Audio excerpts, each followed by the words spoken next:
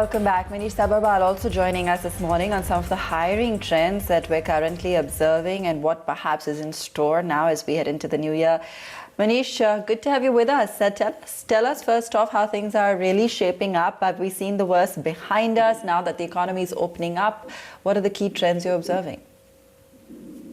I mean, it's clear that the data is still noisy, so I would be careful. The noise to signal ratio is clearly high because there's clearly a rebound. Is it a recovery? We have talked about this in the past, and I'm hesitant because over the last few months, we have seen rebounds which turned out to be sort of damp squibs. But clearly hiring intentions, hiring in the usual suspects, pharma, e-commerce, financial services, FMCD is really coming back because I think people now are seeing a light at the end of the tunnel. And anyway, the three fastest growing segments of India's job market are sales, customer service, and logistics. So India is a domestic consumption-driven sort of hiring market.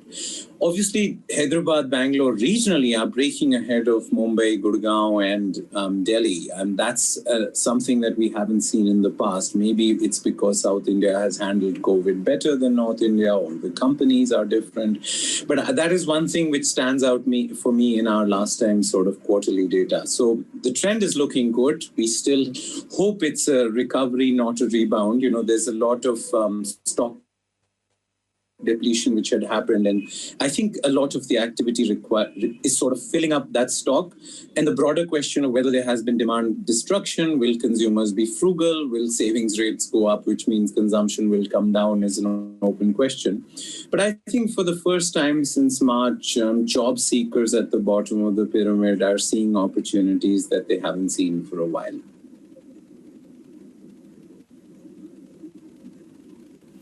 Fabulous.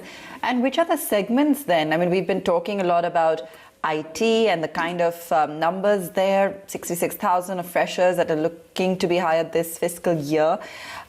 Is that perhaps, one of the bigger themes that's playing out? Where else do you see opportunity, for hiring going forward?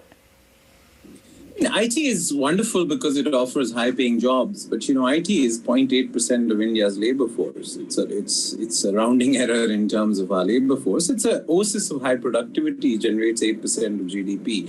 So I think IT is getting back to after a 2-year sort of strike on hiring freshers.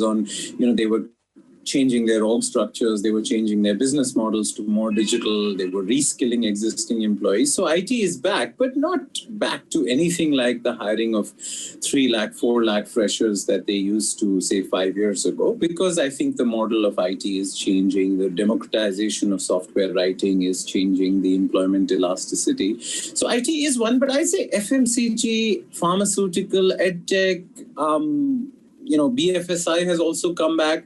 But if you were to take vertical industries, but if you were to take horizontals, I'd go back to sales, customer service, and logistics. So this is a domestic consumption coming back story. FMCG companies originally were scrambling for workers to man their factories, but now they're scrambling for people to manage their distribution chain, their logistics chains, their customer service chains, and that's probably the story playing up. I think all migrants are now back. I think companies are looking to staff up at the bottom of the pyramid, which is always a good sign.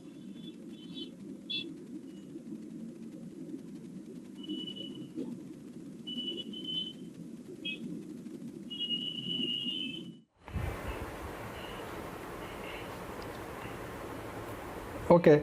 Manish, what do you make of the campus offers which have happened? And if I just look at what IIMs and IITs are indicating, there seems to be an excitement in terms of the new offer rollouts and the breadth of the companies which are visiting campuses.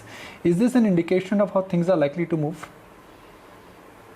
Obviously, it is an indication. Is it a big indication of the formal sector? Absolutely. Is it a big indication of the overall labor market? See, I think you guys cover it a lot, right? Why is there a divergence between the stock market and the real economy in the last few months? Because the stock market reflects the formal economy. So yes, the formal economy is recovering, formal businesses are recovering, and they obviously are going back to campus with the number of offers and the salaries that we haven't seen in the recent years. I again would be hesitant to extrapolate this to the broader economy because we need complete unlocking of the economy. We need schools to open. We need, many offices to recognize that now social distancing is possible in offices rather than say the work from home will continue. So I think, yes, you're right that it is a representation. It's an early warning signal.